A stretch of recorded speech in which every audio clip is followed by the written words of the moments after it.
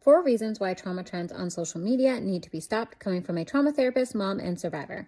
Reason number 1, it fools people into thinking that they're over it, that their trauma's in the past and it's not impacting them.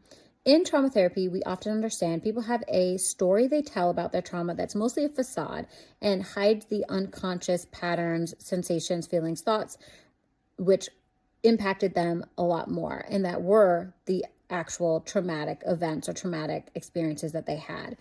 And so this story they share is really just covering up the things that impacted them the most, which they may or may not be aware of.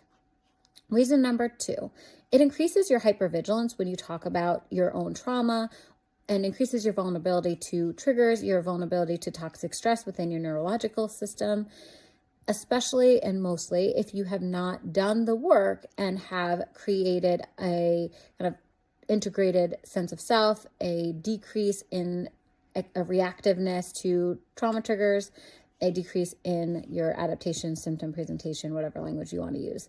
And so now you're creating an opportunity for you to be more dysregulated internally and or externally. And number 3, you're also creating that opportunity for other people who, if there are not trigger warnings, kind of stumble on these trends because social media chooses the provocative trends to put in front of everyone's face. So, I'm just looking at cat videos, and then all of a sudden this trauma trend keeps coming up.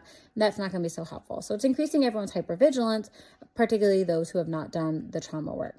And lastly, the comment section. I have literally had clients who refuse to eat because they get caught in these traps of how many days can you go without, and this is going to help you, or I'm part of this community and this is where I feel safe, so I'm going to join these trends of not showering because I'm so depressed. Their words, not mine. And so it also creates the opportunity for people to continue or actually be introduced to adaptations of trauma, or people use the word symptoms. I use the word adaptations.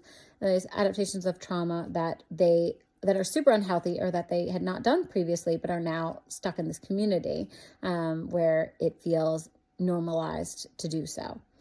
So hopefully this helps you avoid toxic trends.